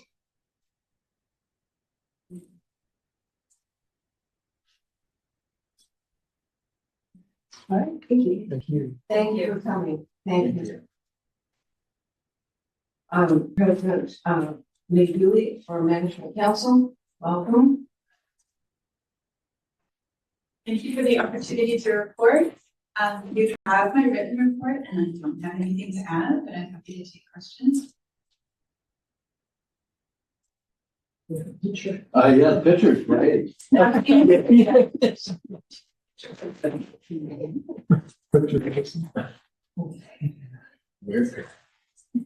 Okay, are there any questions in the board? Thank you so much for being here. You're very welcome. Thank you.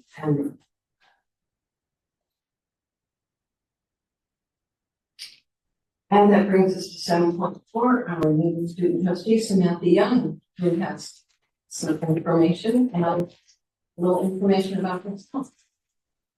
Hi, everyone. My name is Cynthia, but I'm also a psychology major because I find that I really like helping people. I've kind of discovered this over the last 2.5 years that I've been at CR, and I wouldn't have been able to come here without the amazing help and guidance of one of the professors here, Amy Berkowitz, who changed my life when I went through the HiSET program to get my GED or high school equivalency, and I was really tight on money, and they paid for the tests that you have to take, and you only get like 3 attempts per year, and they cost like $50, which was so expensive for me. And so they have a program there where if you take 1 semester at CR, they'll cover it. And I was just thinking, I'll just get through 1 semester, I'll so that I don't have to pay the thing and I can get a job. But Amy Berkowitz really stuck with me and believed in me and made me promise to take her getting started with College and Success class. And that was one of the first classes I took. And she's also a psychology major, or I think she's an architect. But she comes from a family of psychology majors, and she really taught me how big of a difference one person in the right position with the capacity to care about you and guide you to where you need to be can make on an individual's life. And that was so inspiring that I decided that was what I wanted to do. So I want to be a therapist. I want to help people with mental health troubles, but I've also been inspired to run for student government. Actually didn't know that it was a paid position. I thought it was just something I could do to help out people. I ran for senator last year. And through a year of being in ASCR and seeing the amazing advocacy that we can do and representing students' voices when we went to Washington, D.C. and met with Senator Jared Huffman. That was amazing. I was in the Capitol building. I was talking to him. I was telling him my story and why basic needs are so important for students' lives. And now I'm here. I've really loved the advocacy portion of ASCR, and student trustee is kind of right there. You're right there with everyone trying to make everyone's lives a lot better in the long run. And I was encouraged by Stephanie to run, or Stephanie Ferrymuth to run, because she saw me being able to succeed in that. Let's see. Yeah, I have a large amount of respect for everyone in this room, and the responsibility and privilege of this position is not lost on me. And I don't take it lightly, and I want to try my very best to help as many people as I can. And I hope that I get to know each one of you, and you get to know me over the next year. And yeah, that's, I guess I should talk a little bit about ASCR. We had General Assembly, that was really amazing. We went to San Francisco, and we helped set the priorities for SSCCC, which is the Student Senate for California Community Colleges. And that was really amazing. I represented the College of Redwoods as the delegate. So I was the active voting member on behalf of CR, which was an amazing amount of pressure and also a really big eye opener on how much good you can do with just trying to bring the voices that you've heard to the right places. Over the next year, we have a bunch of really good new blood we're bringing in as senators, and I hope that they stay with student government because I like them so far. So far. And but I picked that up, yeah. But we'll be doing some trainings in early August where we'll set up a plan and trainings for what's acceptable, what's not acceptable, and setting up events. And I plan on taking photos at those events and bringing as much information as I can into here to kind of represent what's going on with the students and fulfill my duties.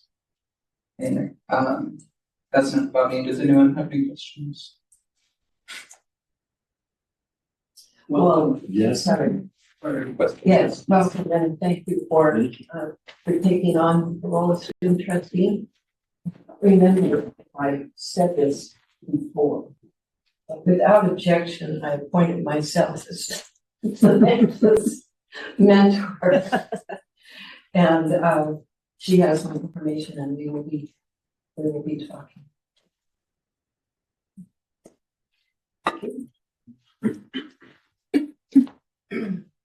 We go on to administrative reports, and first, President. Thank you, and I want to be the first administrator to welcome Samantha to the we had a chance to speak about half an hour yesterday, and all we did was laugh. I learned a lot, so welcome to the board. I know that you will teach us a lot. I appreciate it.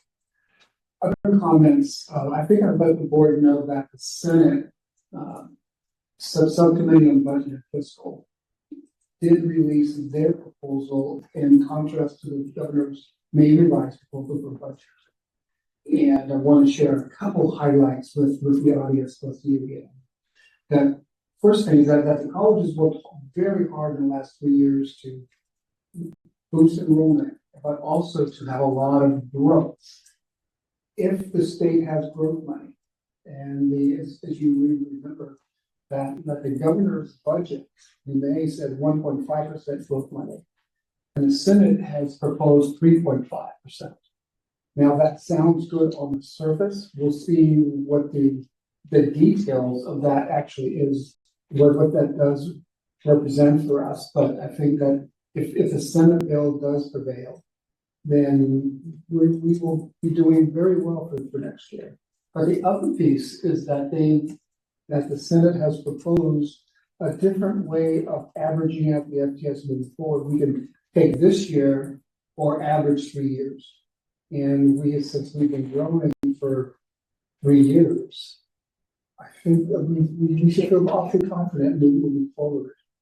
But also I'm very glad to see that the Senate's proposal puts more money in strong workforce.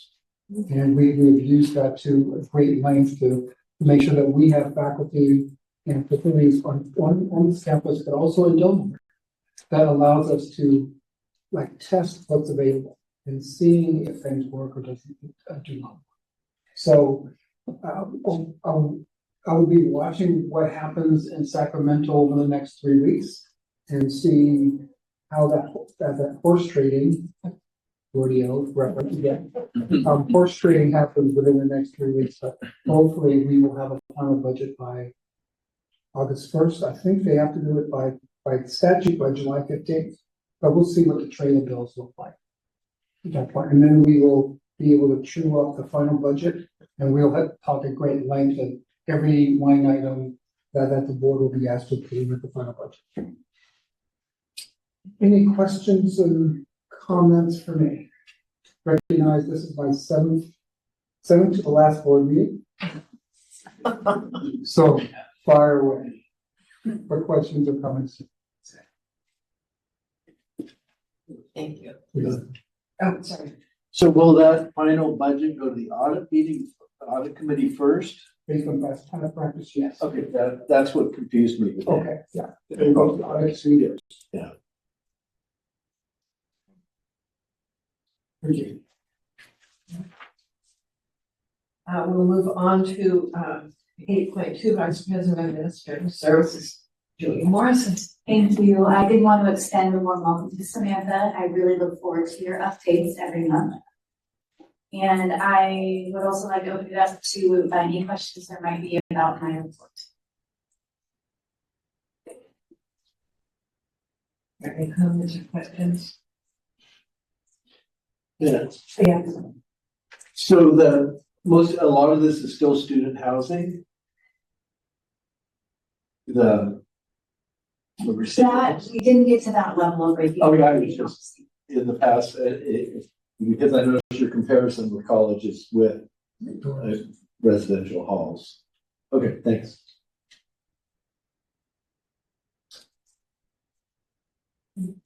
Thank you again very much.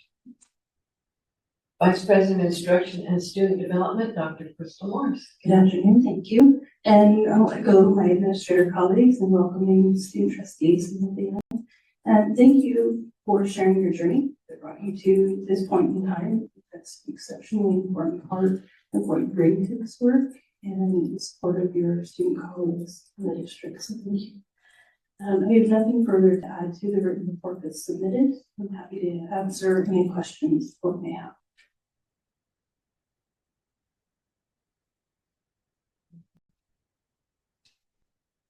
I will comment again on what you commented on regarding the amount of work on curriculum division, as well as new curriculum development. And so that's kind of exciting to see new courses on that as well. Anything else? Thank you. And Dr. Morris is going to be at the Delaware Strategic Action Panel meeting tomorrow. Delaware. 8.4, Executive Director of College Advancement and the Foundation, Dr. Marty Fellow, Mr. Marty Fellow. Good afternoon, trustees. One clarification on the contract, since Trustee Dorn brought that up. I think there was a typo. The actual bill to Party Place is $3,700. Oh my God. That helps. Yeah.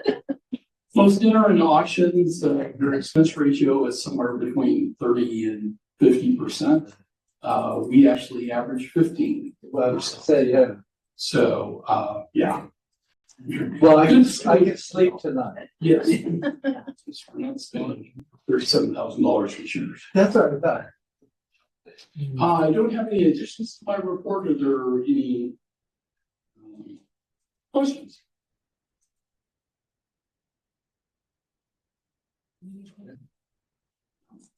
I would like to, say again, appreciation for your being at Delmar to award scholarships to students there. And, I know you brought someone else with you, which we appreciate.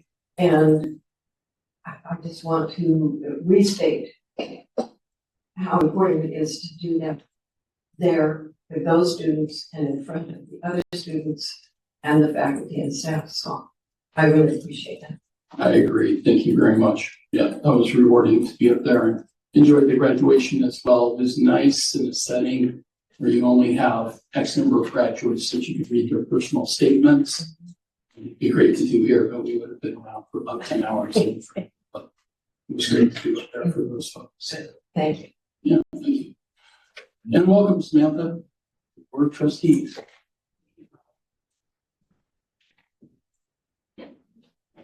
Okay, that brings us to item 9, future agenda items, reports, requests for information. We've mentioned a number of things in our discussion. Is there anything else that a trustee would like to see placed on an agenda or information generated that we didn't mention? Okay, good. Then we move on to discuss disclosure of items to be discussed in closed session. In closed session, we will be discussing public employee performance evaluation, president superintendent, according to California Government Code Section 54957. Do we have any public comment on closed session? We do not. In that case, we will adjourn, we will move to closed session.